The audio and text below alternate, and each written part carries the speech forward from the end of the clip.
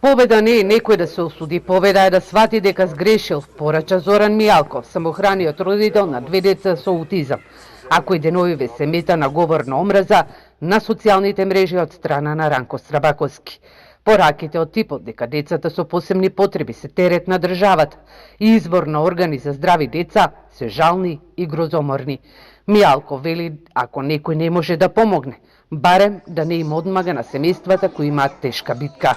И денеска го повика Србаковски, но и политичарите да поминат барем еден ден со семејство кое има дете или деца со посебни потреби, инвалидитет или ретка болест.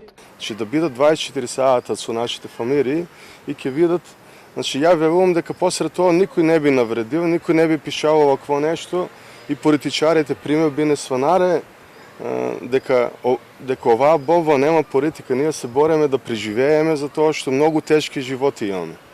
Значи, еве нашите собовци со ретки болести се борат за терапии, нема терапии за нив, умираат некои од нив.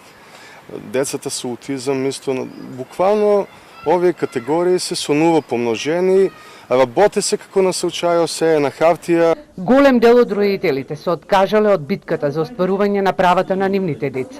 Најжално е како што вели Мијалков, во ваквите случаи раците ги меша и политиката, а тешките последици ги трпат родителите и нивните деца со посебни потреби, инвалидитет или ретка болест. Тој спасот го гледа во заминување од земјава, а во наредниот период неколку друженија ќе поднесат и тужба против државата до Судот за човекови права во Страсбур. Ќе ги минеме нашите судови и ќе се оди до Судот за човекови права, затоа што реално имаме веќе и на хартија дека оваа држава не се грижи за нас и нашите деца. Само декларативно е, но во реалноста за нашите деца скоро ништо да не се е променило, без разлика кој и да се смени на вас. Значи се менуваат, меѓутоа за нашите деца скоро ништо да нема. Секој од честни исклучоци што се од мајка родени луѓе, што се пред се луѓе, а потоа политичари. Според Мијалков помошта е има на хартија, но во реалноста ситуацијата е многу постравична.